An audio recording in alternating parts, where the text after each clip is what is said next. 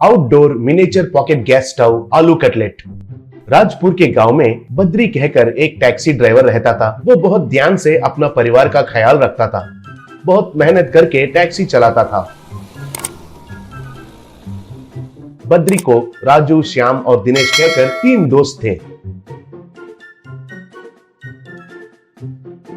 एक दिन राजू रिश्ता देखने के लिए उन सबको कार में चढ़ाकर लेके जा रहा था। बद्री का कार का तेजी से तो बगल में से साइकिल्स और भी तेजी से जाने लगे। ये देखकर राजू, अरे बद्री, क्या है ये चलाना? मुझे तुरंत रिश्ता देखने के लिए जाना है। मेरे माँ वाले तो पहले से ही जा चुके हैं। मैं पीछे कार में आ जाता हूँ कहा था, लेकिन तुम्हारा ये चलाने से तो मुझे लगता है कि उस लड़की का और एक के साथ शादी तक हम पहुँचेंगे कहा। तब बद्री, मामू तेजी से नहीं जाना चाहिए, धीरे से चलाकर सही सलामत पहुँचना ही सबसे पहला नियम है। अगर तेजी से जाएंगे तो बीच में एक्सीडेंट हो गया तो क्या होगा कहा। तब दिनेश, तेरा मुंह है, तुम जो स्पीड में चला रहे हो उस स्पीड से तो बगल में साइकिल चलाने वाले ज्यादा स्पीड में जा रहे हैं। तुम्हारे वजह से सड़क पर जाने वाले चींटी भी नहीं मरेगी, जल्दी जाओ कहकर डांटा।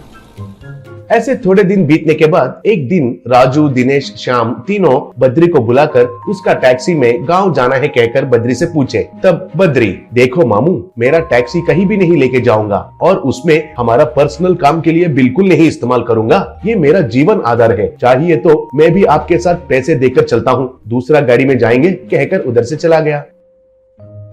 तब श्याम से राजू, अरे इसने तो मेरा शादी का रिश्ता देखने का दिन कितना परेशान किया था, याद है ना? बद्री को ऐसा ही नहीं छोड़ना चाहिए, उसके साथ एक खेल खेलना चाहिए। हम उसे ले जाकर जंगल में छोड़ देंगे, तब तक उसे बुद्धि नहीं मिलेगा कहा। तब बाकी के दोस्त भी ठीक है कहे। बाद में एक कार को किराए पर लेकर बद्री को चढ़ाकर कार में जंगल में गए।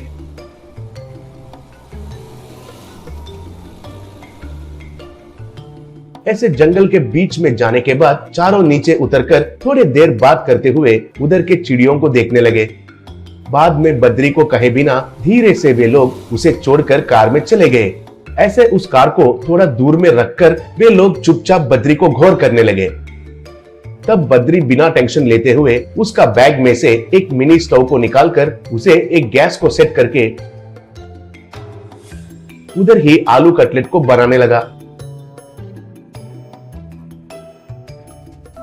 वो देखकर हैरान होकर श्याम, अरे ये तो ऐसा क्यों है? हम तो कुछ लाए बिना हाथ हिलाते हुए आ गए हैं। उसने बैग लाया और उसमें मिनी स्टोव है और आलू कटलेट के लिए सारे चीज लगाकर पक्का प्लानिंग से आया लग रहा है। उसका क्या है, कितना दिन भी इधर रहकर कटलेट बनाकर जिएगा, बाद में जाल को पेड़ पर लटका कर सो जाएगा। हम वापस आएंगे कहकर उसको पता है रे कहा। तब राजू, अरे तुम्हारा कहना छोड़ो, लेकिन मुझे उसका कटलेट देखकर मुंह में पानी आ रहे हैं। चलो पहले जाकर कटलेट खाते हैं कहकर राजू बद्री के पास गया।